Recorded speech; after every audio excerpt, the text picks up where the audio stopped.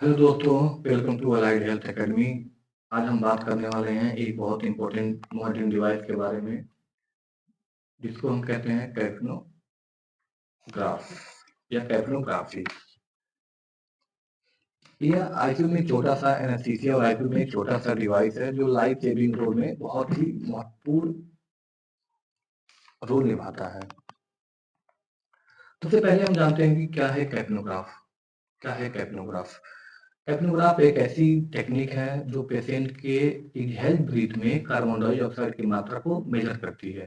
तो हम सांस छोड़ रहे हैं तो हम कितना कार्बन डाइऑक्साइड छोड़ रहे हैं, इस चीज को कैप्नोग्राफ क्या करता है, मेजर करता है। इससे पता चलता है कि मरीज का जो वेंटिलेशन है वो नॉर्मल है या नहीं। मॉनिटर पे जो वेव फॉर्म आपको दिख रहे हैं, ये जो वेव फॉर्म बन रहे हैं, ये जो वेव फॉर्म बन रहे हैं, उसी को कैप्नोग्राफ कहा जाता है। ये मॉनिटर पे जैसे आपको जो बड़ी सी नंबर दिख रही है 39, तो E2 CO2 की वैल्यू है। E2 CO2 की वैल्यू 35 से लेकर 45 तक नॉर्मल मानी जाती है। एचमी में इसको मानी जाती है। ठीक है, तो मॉनिटर पे जो बड़ी नंबर में दिख रही है जैसे 39, उसे हम इन टाइटल CO2 कहते हैं, ET CO2 कहते हैं। या जब हम सांस छोड़ते हैं तो उसमें CO2 की फाइनल कंसंट्रेशन को दर्शाता है। तो मैं जैसे इसका नॉर्मल बता दिया, 32-45 इसकी नॉर्मल वैल्यू होती है mm पर HG। अभी हम बात करते हैं इसके मेजर कंपोनेंट्स ऑफ कैप्नोग्राफ के। तो आप सबसे पहले देख रहे हैं अलार्म लिमिट्स। अलार्म लिमिट्स क्या करेगा, जब पेशेंट की EtCO2 की वैल्यू बढ़ेगी या फिर घटेगी, तो ये 2 मिनट के लिए क्या करेगा, 2 मिनट्स के लिए अलार्म एक्टिवेट कर देगा। कैप्नोग्राफ क्या है? कैप्नोग्राफ मैंने जैसे अभी आपको बताया कि जो ग्राफ बन रही है हमारे EtCO2 में, इसको क्या बोलते हैं, कैप्नोग्राफ। और पूरे डिवाइस को क्या बोलते हैं, कैप्नोग्राफ।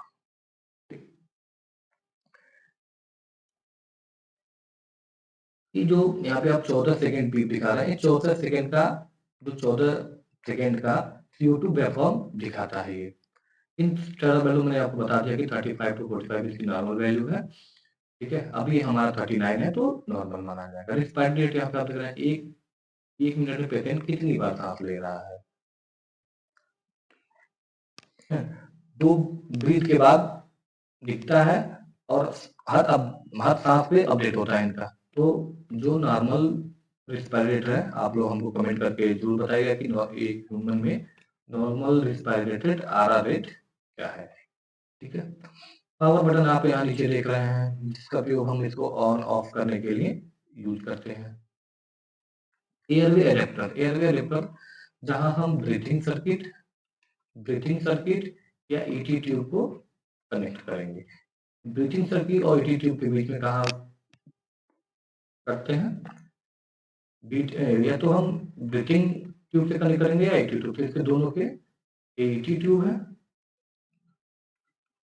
और ये ब्रीथिंग सर्किट है। इसके बीच में हम कहाँ प्लेस करेंगे इसको, कैप्नोग्राफ को। कैप्नोग्राफ हम तुरंत फीडबैक मिलता है कि पेशेंट की ब्रीथिंग और रेस्पिरेशन सही चल रही है या नहीं। यह बहुत helpful इंटुबेशन, ventilation, CPR and system monitoring के दौरान हम इसको देखते हैं। तो फ्रेंड, यह था कैप्नोग्राफ का एक छोटा सा शॉर्ट और सिंपल एक्सप्लेनेशन। अगर आपको वीडियो इन्फॉर्मेशन लगे हो तो लाइक एंड सब्सक्राइब करना मत भूलिए। Thank you for watching.